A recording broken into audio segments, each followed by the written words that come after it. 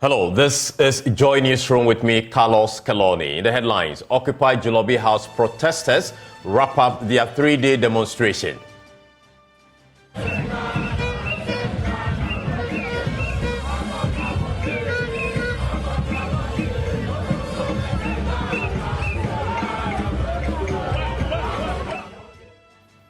And Bonkatamanso Municipal Assembly says its inability to respond to emergency cases such as flooding has been compounded by the taking away of its mandate to collect property rates, a major source of raising funds to attend to such cases. And tributes continue to pour in for late former legislator MP for Bantama. We'll hear from some close allies and family members who are still in shock 24 hours since news of his demise broke. We have details of these and many more stories, including business, sports, world news, and all in this hour. Stay tuned.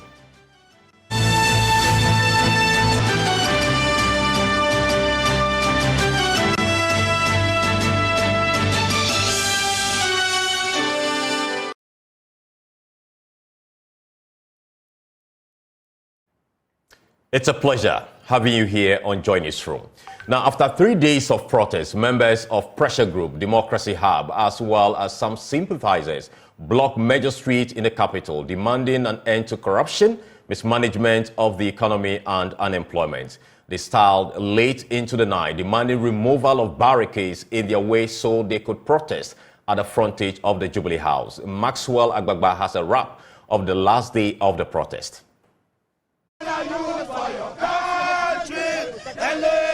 The protesters singing "Arise Ghana Youth" as they block a car filled with personnel of the Ghana Prison Service.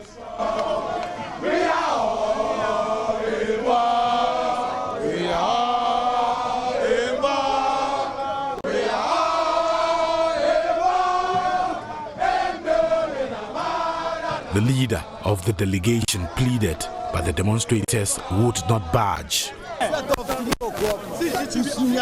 we are now coming. We are for you. I should have been in your uniform. But you can't. Right? You can't. So allow us to do it for you. Listen. Okay? No. Before from place my demonstration, nobody's going anywhere. Nobody's going anywhere. Before from place on my bad and bad demonstration. What do you trying to tell us?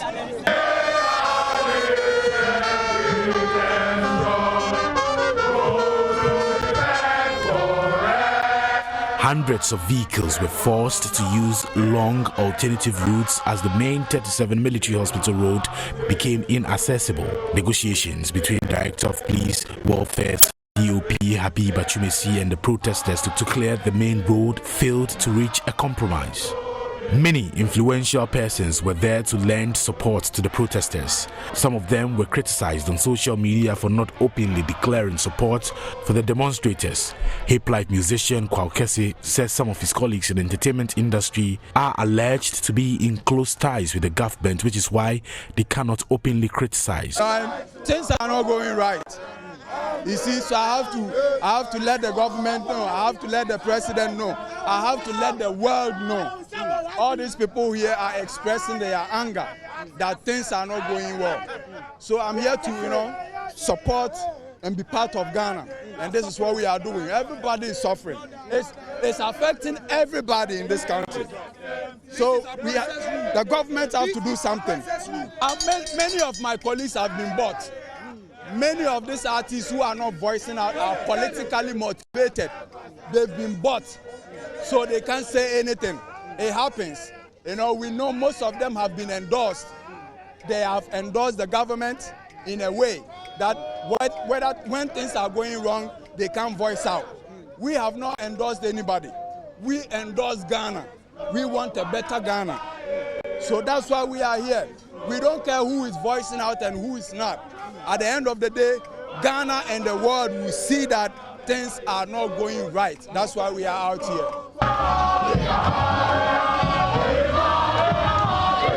YouTuber Kojo Sheldon says he's standing up for his rights and does not care about the consequences.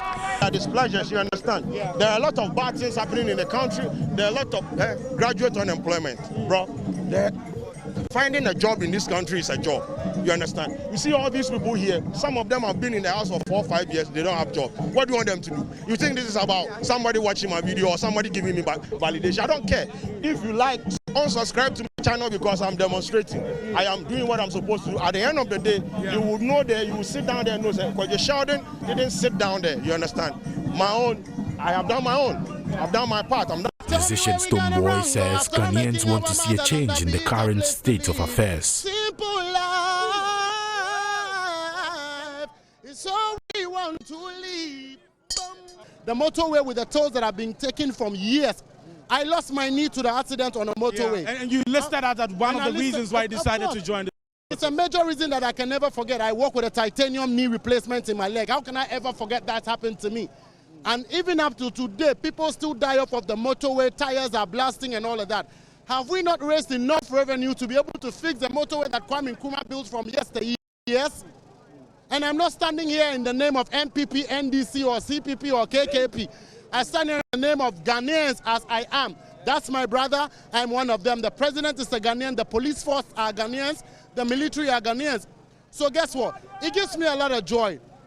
In the beginning, I was a little bit just skeptical, but I had to stand because I always do to make sure that I come in because I don't really care about whoever wants to politicize my indulgence because that is not the reason. And that's the fear for many of your colleagues. That's the fear of many of my colleagues out there because they might want to, but then it can be politicized easily and they're going to be targeted and a lot. But I'm happy that this is not a lawless or a chaos or a harmful protest.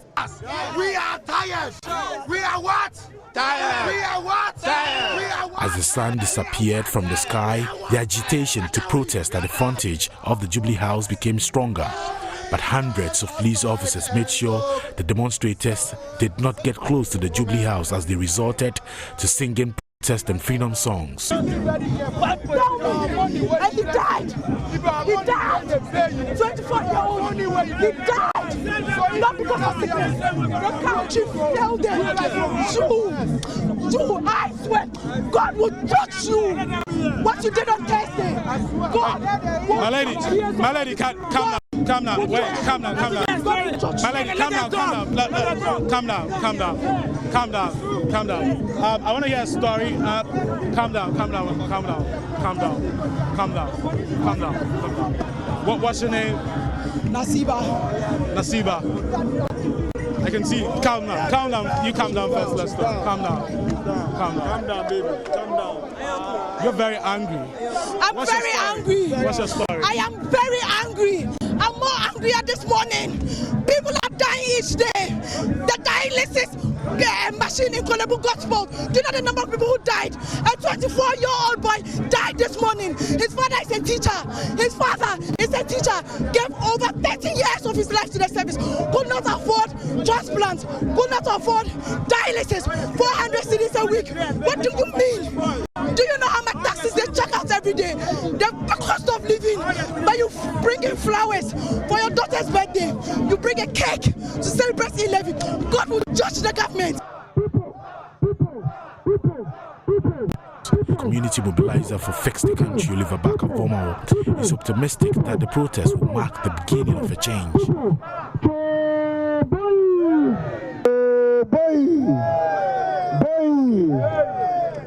Today, on the dry, arid, and concrete asphalt of a road that leads to a house of shame, I have found family here. A family born out of adversity, but united by our diversity. We stand here as a reminder that we have built a new coalition of young people. A coalition that understands the value of resilience and the belief in justice. Today we stand here on the precipice of change. We gather in the spirit of African resilience and determination. We are reminded of the Ghanaian spirit, the never-dying Ghanaian spirit that has shaped the course of history, to remind us that yes, we can. Ghana, our youth in their commitment have shown us that the dream of a new Ghana is possible. Together we have shown Ghana that the call for justice and freedom cannot be silenced, no matter the odds that are stacked against us. For the people of Ghana, I want to remind you that the youth you see today occupying JulorbiHouse are purchasing tomorrow's freedom for your sake and for tomorrow's sake. By their blood and the tears they have shed today, we have exemplified the enduring spirit of the Osagifo Kwame Nkrumah.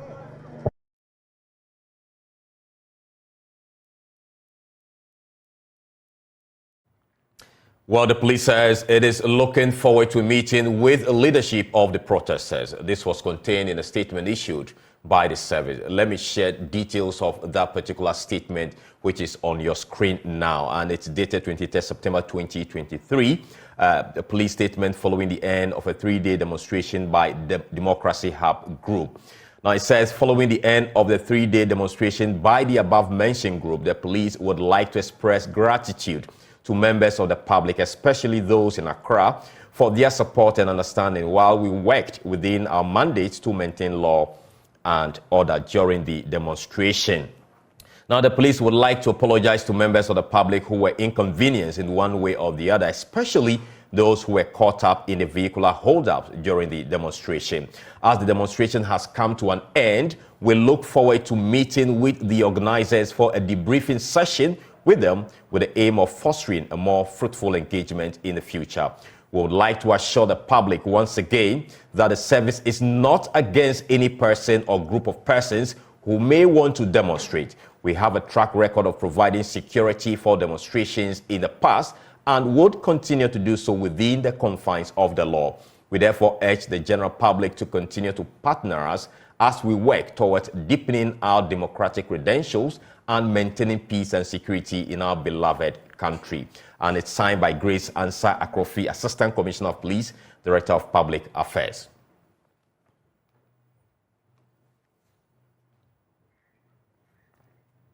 Now, away from that story, the Kponkatamanso Municipal Assembly is helpless in responding to emergency cases that occur in the municipality. Responding to concerns of the assembly members grappling with the aftermath of Friday flooding in the municipality, the municipal chief executive for the area, Samuel Oko Amanko, said even though the assembly is actively contemplating collaboration with the National Disaster Management Organization, NADMO, he emphasized that the assembly alone cannot bear the weight of this responsibility. According to him, the assembly's inability to attend to the flood victims, among other emergency cases, has been compounded by the taking away of its mandate of collecting property rates, which is a major source of raising funds to support the operations of the municipality. The assembly, it's NADMO. We have given everything to NADMO. Assembly, as it is now, will team up with NADMO and see what is feasible within the shortest possible time. But assembly on its own is not ready to give out. What we want to do is liaison with NADMO, because disaster issues, it's NADMO that has to come in quickly, and then we see what to do. And we are linking the region and national as well in this case. But when it comes to the assembly, because of the property reader, we are no longer in charge in collecting. It has rendered the assembly helpless in most of the things.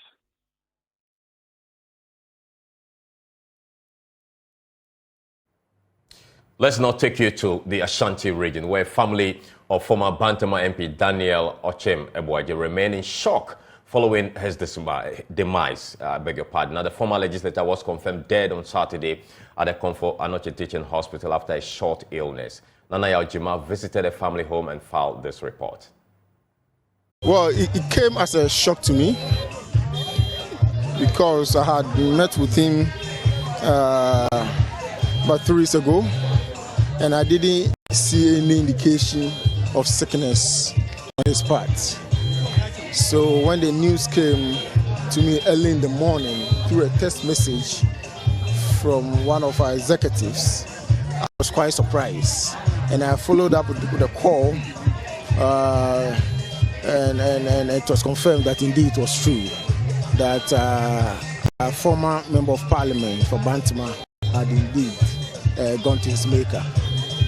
And as you know, even though he was a competitor in the last Bantama parliamentary primary, he was actually a good friend of mine. that we go back many years. Even when we were in secondary school, he was my senior in secondary school, and after secondary school, when he was in the university, he was a very brilliant student, and right from the university, he was actually teaching his mates, and we, the ones who were behind him. So when I was in secondary school, for instance, he started vacation classes, which I was one of the organizers. So we would teach and I would collect the fees. Yeah, that tells you the kind of friendship and intimacy we had. And indeed, when we all left to study abroad, and during my graduation, for instance, at the Michigan State University, he had then graduated about 3 years earlier and was working in the state of Illinois, Chicago. And I remember he drove about 4 hours from Chicago to East Lansing, Michigan to attend my graduation. So we have been very good friends since. And even though we were in the contest, we still remain very good friends up to now. He was a very hardworking man, very brilliant. His work in Parliament, especially on the floor of Parliament as a great debater, is something that everybody will attest to. This sad news is indeed a very big blow to us. Even though he was member for just 1 year, he was very active in the constituency, especially with the delegates, and we will fondly miss him. Thank you. Yeah. That's all. Yeah. That was the former MP, the MP for Bantama, Francis Asenso-Boakye, eulogizing the deceased MP. But now let's take a look at the report.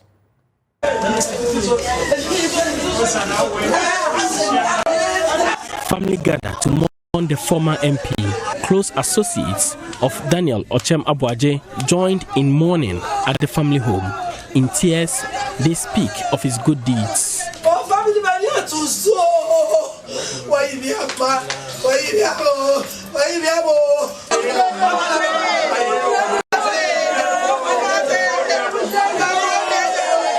Spokesperson Openi Kwame Adomako managed a few words.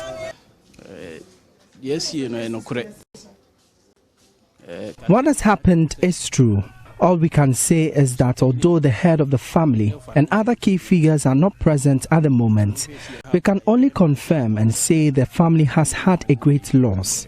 Our brother is gone and it's shocking to us.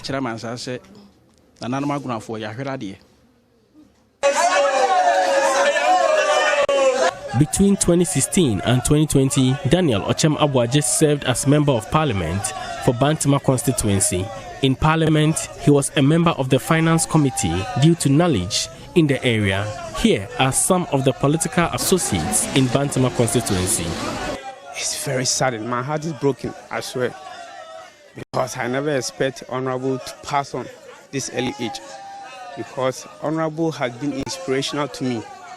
Anybody I know, anybody around me knows that Honorable has been inspirational to me. So in several occasions, I'm even short of words that, because Honorable, I don't know what to say again, bro.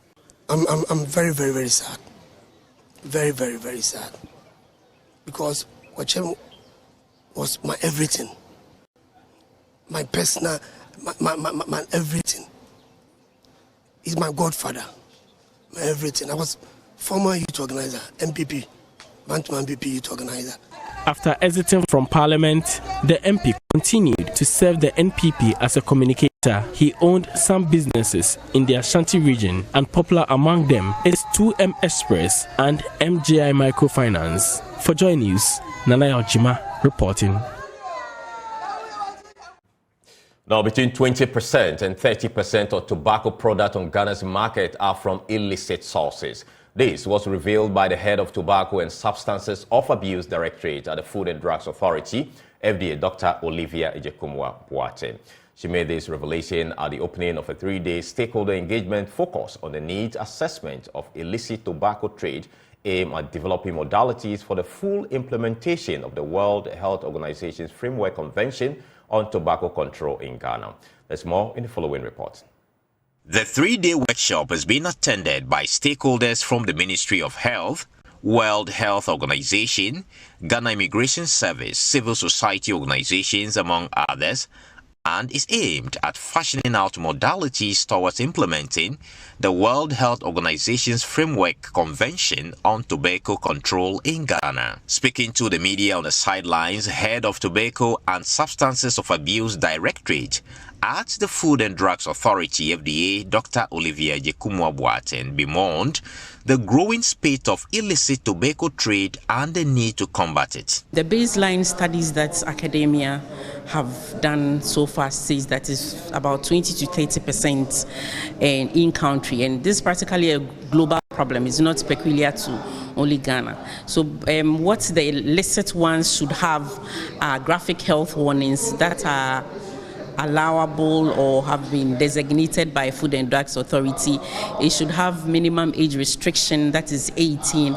It should be labeled clearly in only English. But we realize that those that normally are illicit wouldn't have gone through regulation. They won't have the graphic health warnings. They wouldn't have undergone laboratory investigations. Some even have labeling in French.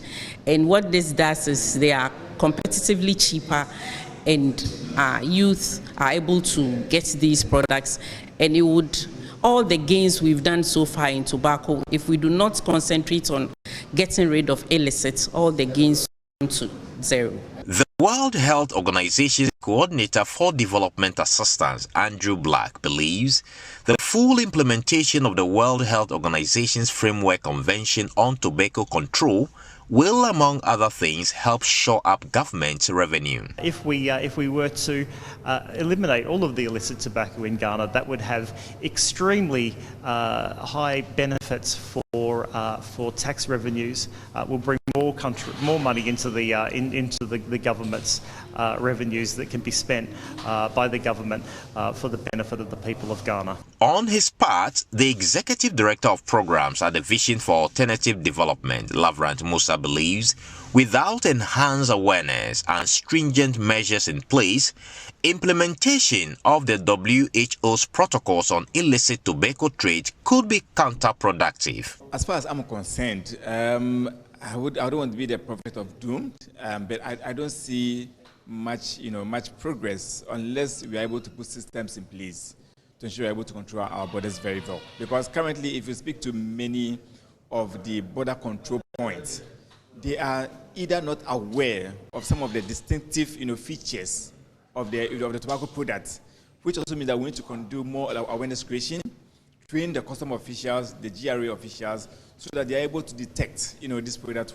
I know the GRA have apps that you can use to detect illicit products. But the point is that there are a lot of illicit products around our borders. So if we are able to consciously put mechanisms in place, ensure that we are able to man our border, put officials there, train them, then we will see some headway. A participant from the Ghana Immigration Service, however, believes the 3-day stakeholder deliberations will help curb the menace. Our borders are considered very porous, so we also conduct a lot of patrols along these points. I believe that Joy News recently you covered our story where we seized about 64,000 slabs of marijuana in Nive. Well, this workshop is very helpful to the Ghana Immigration Service because it gives us the knowledge.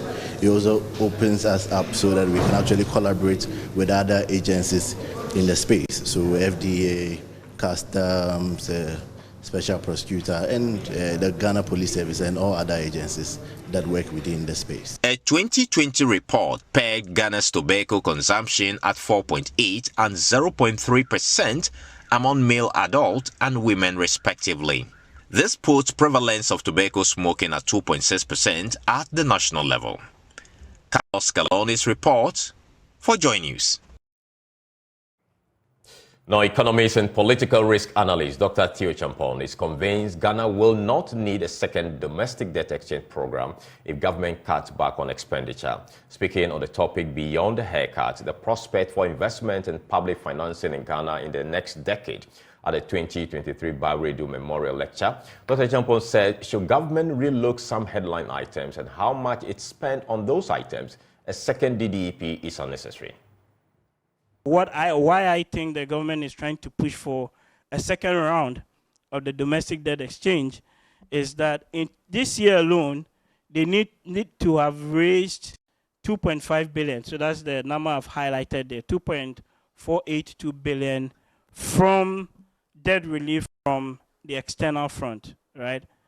But we are already in end of September, going into October, November, and there are no indications as yet that that will be coming through.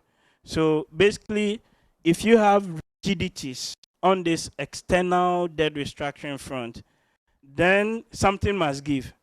And what may give is the domestic side, where there's like a second round of debt exchange. In my view, it is not needed.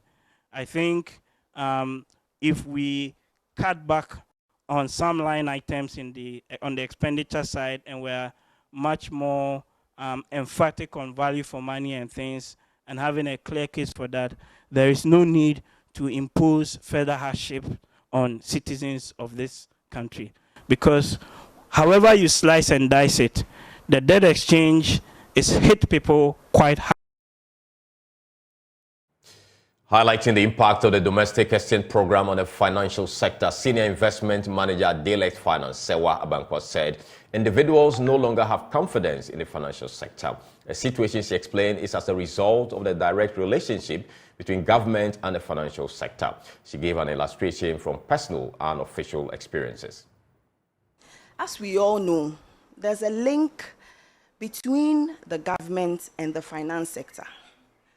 And so the moment the government fails in paying any of its obligations to the finance sector, it puts the whole system in disarray.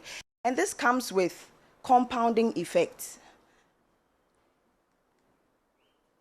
One of those effects is liquidity. Just like we all need blood to live, liquidity for every organization is key. That is what the organization needs to run smoothly. And so the moment a financial institution is not liquid, then we are headed for trouble. In 2018, yes, Daylex Finance issued some bonds, some corporate bonds. And these bonds were meant to mature in 2023. As part of our strategic measures, we decided that we'll set aside a sinking fund by investing in some GOG bonds, so that immediately in 2023, we can pay off our bondholders. Then in 2023, haircut. So for the period of January, February, March, we had to suspend lending. We couldn't lend. Just so to maintain our corporate image. We couldn't lend. And for every financial institution, your core mandate is to buy idle funds from individuals and sell. That is how you make profit. And so if you do not have that funds available, it means that you are headed for trouble. And if you are not liquid, your valuation is low. Who would want to invest in an organization with low value? Nobody will be interested. And adversely, if your liquidity is low, you can't make any profits. I'll quickly talk about the other effects that this domestic debt exchange program, or the haircut, has had on the financial sector. Individuals no longer have confidence in the financial sector. Let me take you back to 2017, when we had the cleanup exercise. You notice that individuals who had Forex were not affected. Individuals who invested in real estate or in the real sector were not affected. It was only individuals who had their funds in financial institutions that were affected, so their monies were locked up. Then in 2023, we're talking about haircuts. If you have Forex, you're cool. If you invest in the real sector, if you have real estate or you are a real estate owner, you're fine. But individuals who invested in financial assets through financial organizations, who bought sovereign debts, are the ones who are affected. And so all of a sudden, the person is thinking, why should I invest in a financial institution? Why don't I also buy dollars and stash it under my bed?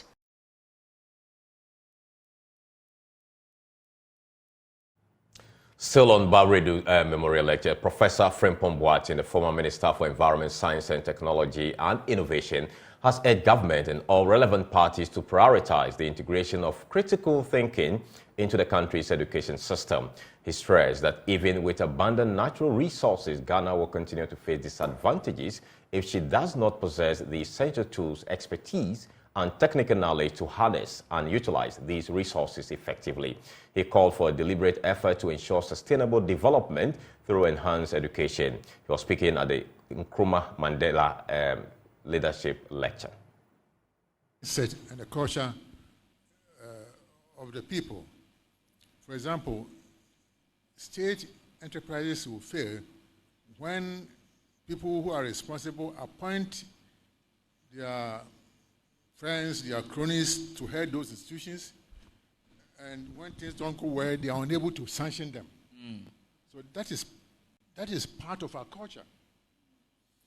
So education, we have to get strategic thinking as to what you want to achieve, not only for this generation, but for future generation.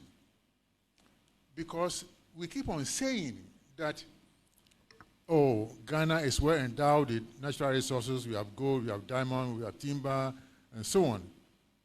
But I want to stress, and I say it all the time, that natural resources have no natural owners. Can you please repeat that again? I say natural resources have no natural owners. The owners are those who have the money, the skills, the technology to exploit those resources for their use. For example, you gave the example of oil. If we have oil in this country, I think in this country, and you have only 70% of the resources, then who owns the oil? If we have gold and we have access to only 10% or 15% of the gold resource, who owns it? So that is the thinking we should have. The same should go about what we have. And you asked about data, what data do you have on our mineral resources? How much manganese do you have? At what rate are we exporting it? How much will it be exhausted? How much of iron ore do we have? What can we do with it? What can we leave for the future generations? These are things that we have to think. In Ghana, we find something, we find lithium, who will buy it? Let's sell it.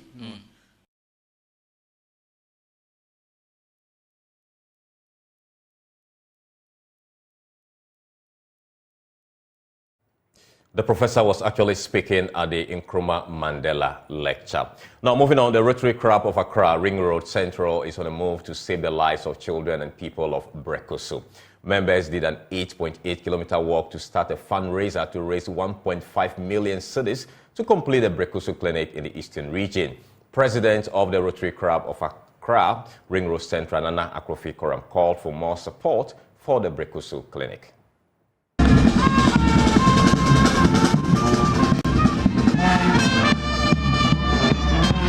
The 8.8-kilometer walk kick-started from the Labomo Beach through some principal streets of Accra.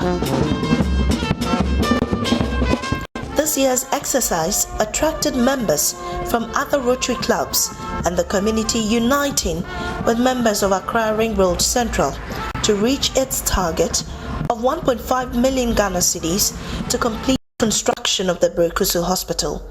The facility, when completed, will serve the people of Brekusu and nearby towns, saving them money and long distances to referral hospitals in Accra. It's actually giving them hope. They'll have easy access to healthcare facility in their community. So yes, I'm proud to be part of the work today because I know that the people of Brekusu will be happy and that we are doing this for the Rotary Tract. The major aim of our activities is always to help lives and then change lives. Our theme for the year is creating hope in the world. So if there's the little you can do to create hope in the world by working for a child, it's something you should do. Whilst we are looking at being fit, there's also a means at which you use to be fit and then create hope in the world together. Some institutions made generous contributions at the walk, including FBN Bank Ghana Limited. The bank gave away 18,000 Ghana cedis towards the cause. Victor Yao Asante is managing director of the bank. Every year when my Rotary Club raises funds, we should also try and help them. So we go around staff, and staff also contribute towards this. So this is the 5th time staff of FBN Bank are helping. The bank itself helps other Rotary activities, but for Ring Road Central's Work for a Child, the staff that do it. And this year we raised 18,300 cedis, and that's what we've presented to them. There are other projects that the club does, other projects that other Rotary clubs do. For example, in the month of October, Rotary usually goes out for the polio immunization drive, and that is also helped by the bank. And hopefully this year the bank will again step up to help the drive. Mahmoud Kamara, the director of fundraising for the club, graciously received the donation and urged for further support to help accomplish the project. We want to express our profound thanks and appreciation to the staff of FBN Bank for this very high donation. We want to appreciate them, and this is not the first time that we are getting, the Rotary Club of Accra Ring Road Central is getting a donation from the bank, especially the staff. So we want to use this opportunity to thank them profoundly. And we also want to encourage other banks and other companies and corporations in Ghana who are seeing this as a corporate social responsibility to support charitable causes like the clinic at Berikusu that we are building. The club president, Nana Kofi Kuram, emphasized the importance of this initiative and urged others to also support the club. We saw the need to build a community clinic for the people of Berikusu. Okay. We started the structure. Okay. We've been able to roof it, plaster it. We need more money to complete it. So we're having a sponsored walk today to try and raise funds to go complete that project for the people of Berikusu. We need about 1 million cedis, so that's our target. With the bill of completion that we have, 1 million cedis will complete the building. So we are trying to raise funds today to do that. Okay, if you say a sponsored walk, what does that mean? A sponsored walk means that members reach out to friends, individuals, corporate organizations to sponsor them as we walk. Okay. So it's a way of raising money so that I'm not lying in my bed and asking you to give me money. Okay. We're putting in some effort, and that effort is rewarded by the funds that the sponsors would give to us. James Aveji's report read to you.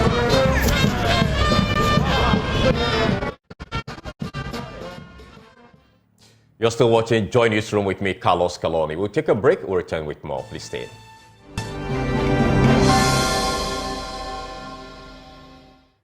Welcome back. Now to some business stories. The Association of Ghana Industries has called on the Public Utilities and Regulatory Commission to ensure that the industry sector pay fair tariffs. Now, according to the association's Chief Executive Officer, Sechum Akwamwa, it has become imperative for industry to pay lower tariffs as compared to households to stay competitive.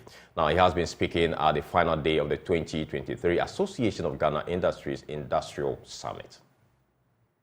The third and final day of the 2023 Association of Ghana Industries Industrial Summit and exhibition saw discussions on supply chain disruptions, an entrepreneurial pitch competition, as well as an elaborate discussion on energy. The 3-day event created a platform for large and small industries to deliberate on key issues affecting the sector. Speaking at the ceremony, Chief Executive Officer of the association, Seth Chum Akwabwa, called for reforms to ensure competitive tariffs to reduce the cost of production for manufacturers. Eventually, we should have competitive pricing of energy for industry.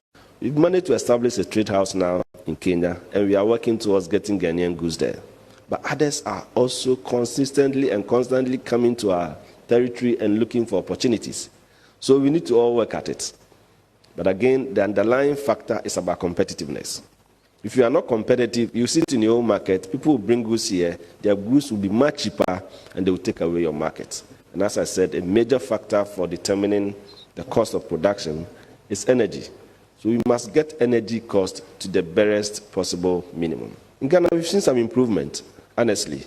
And here I must commend, I know PRC is not here, but I'll commend them, that if you look at the last tariff in September last year, special recognition was given to industry. Speaking on behalf of the Minister of Energy, Engineer Seth Mao stated that the ministry's effort in increasing Ghana's energy mix will boost the growth of industry. We have also added 50 megawatts of ground-mounted solar installation, plus another 5 megawatts floating solar, which probably is the largest in the ECOWAS region. They have the potential to do 250 megawatts within that enclave, and as a ministry, fully support this as part of our march towards energy transition and also to make energy affordable to industry and the economy at large. The theme for the three-day event was industrialization through sustainable, efficient supply chains. Now, President of China-Europe International Business School, CEIBS, is asking African leaders to break obstacles that stifle entrepreneurial growth. Professor Dominic Turpin says African entrepreneurs can thrive and compete globally only when they find nurturing environment locally. He's been speaking at the CEIB's 10th anniversary or graduation ceremony in Accra. There's more in the following report. For 10 years, the China-Europe International Business School has trained 600 top-level entrepreneurs in critical areas. The 10th graduation saw 59 people graduate in Women Entrepreneurship and Leadership for Africa, WELA, Advanced Management Program, AMP, and Owner Director Program. Speaking to the press, CEIBS EUROS President Professor Dominic Turpin stressed the need to policymakers to eliminate bottlenecks hampering entrepreneurship in Africa. I think it's important that we create an environment where indeed entrepreneurs can thrive, when they can grow, and not just Ghana, but also, I think, take advantage of the fact that Ghana is an English-speaking country to actually conquer the rest of the Anglophone African world and go beyond this frontier. So I think it's important that we create simplicity, that we try as much as possible to reduce the bureaucracy and to make the life of an entrepreneur as helpful as possible. Entrepreneur needs three things to succeed. The first one is to be responsible leaders, because the world is short of responsible leaders. The second one, I think, is to have the courage to take difficult decisions, because we are in a very challenging world. It's volatile, uncertain, complex, ambiguous, as we say. And the third thing is to have a curious mind. Executive Director of CEIBS Africa, Professor Matthew Chamenyi, echoed the call for government interventions to support entrepreneurial growth. I think for me, what I said that government role is government is supposed to provide an enabling environment and necessary conditions. Unfortunately, we are in a situation where interest rates are almost like 30%. And I think they need to do more. So what individual like Upside is doing now with MasterCard Foundation to be able to give loans at 10%, I think we need a lot of the banks to be able to do that. I think we need those interventions. Some graduates expressed how CEIBS's offerings are reshaping the entrepreneurial narrative across the continent. It's been a good journey. I don't think it's. I think for me, what has drawn me and what has impressed me most about this is it's not the theory. It's mostly about the depth of experience that has been brought to bear, the networking opportunity, the practicality of the lessons and the tools that we've shared here. And I think everybody would agree with me that leadership is a big question that needs to be answered across Africa. We do not lack for functional skills, expertise, anything. I think the question that we desperately need to answer is the question of leadership. I think programs like this, and which is a collaboration between the European Union, China, and of course, very, very heavily invested in Africa, I think are important to sort of groom leaders both for today and for tomorrow. If you know what you're doing, where you're going, what your business is worth, you should do this for your business. It's very practical. I mean, by the second model, you had us doing things different in our business. You had us approaching things different in our business. And thank God now our businesses are not dinosaurs, so they won't go extinct. we're going to live by everything that has been taught and more, because our last model had to do with gender and leadership, and you realize that there's a lot more for especially women in Africa.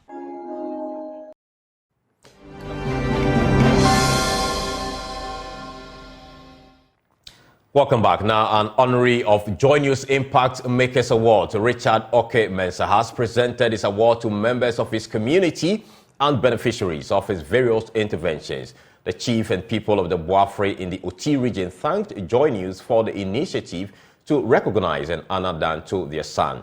Joy News' Peter Seno was with Richard in Boafre and reports. I'm so overwhelmed by the award given to me by Joy News, the Joy Impact Makers Award. The award is now bringing the energy in me and then in everyone, not to limit ourselves to just Boafre, and even not into just in Chumuru traditional area alone, but they are looking at the region as well. But you know, other regions are also looking at it, because it's not only Oti region that I work. So the demand is becoming stronger. It's a challenge, but it's a welcome challenge, and we are so grateful for it. When this was announced, I told them, they woke up, they watched the program during the presentation all throughout. And when I told them I'm bringing the award to them, the entire community came up together. My team here, the farmers here, very, very dedicated. And the evidence is there for everyone to see. But as they have been saying, now they are ready to support me to expand this project.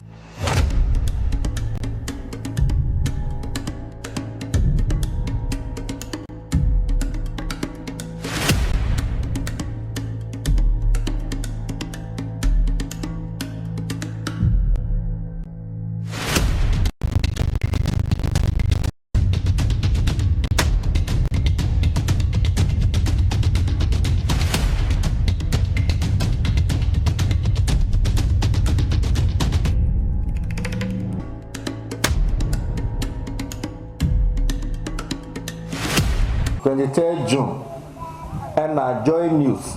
I'm afraid me. A day Sama, Memra Labadi Beach Hotel. Nagana, how much you now, Mapa, Nepedu. Our more year, Jumas from Kwa, a Buakron, Koahodo. Ah, me come. The answer of the mammy, and say, agriculture and social welfare, and now a bushman ye dear, and I wouldn't be no, a mammy. Na metuna se ngunu se we de nyame na mo ye Boafre. This is what the chiefs and the people have to say at the Deba. It's an award given to the manager. It's very significant to the area and then Chumuru in particular, because if we had not cooperated very well with them, we wouldn't have come. So we thank the Joy for that, disseminating the information to Ghana. And we hope the project will continue, expansion will go on, land will be given, and water supply will also be given to our people. We thank you very much for giving this award.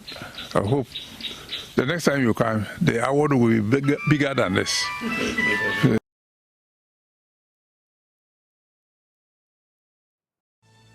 That's all we have in this package. You can log on to myjoyonline.com for more story. My name is Calony. Thank you so much for watching. Have a great afternoon.